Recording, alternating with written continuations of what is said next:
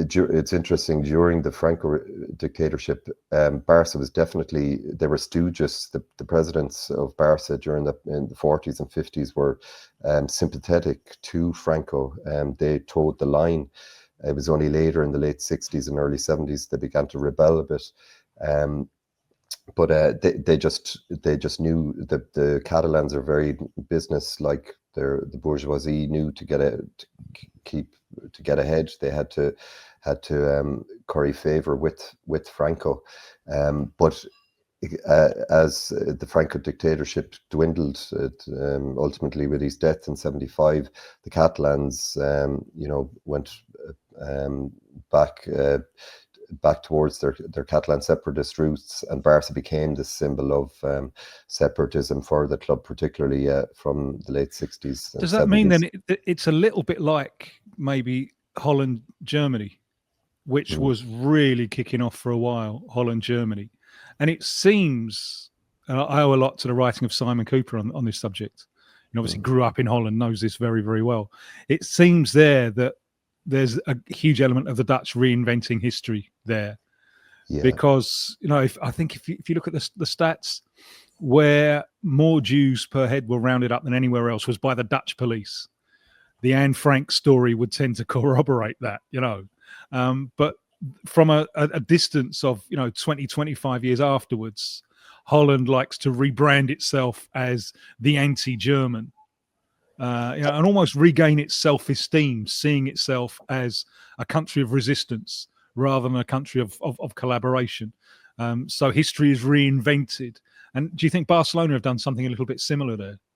Very much so, yeah, because the ruling class during the 40s and the 50s and into the 60s, they sided with Franco for business and political reasons.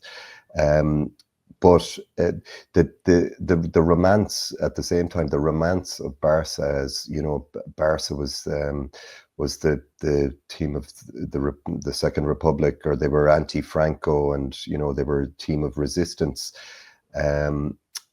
That all grew out of not the civil war itself, but the repression in the Franco years, which was horrendous. Like Barcelona, the city, wasn't on the front line in the Spanish Civil War. It was the last city to fall. They only invaded in January of '39, and it fell very quickly. It was Madrid. It was the city of Madrid actually who held out the longest. They endured the toughest fighting.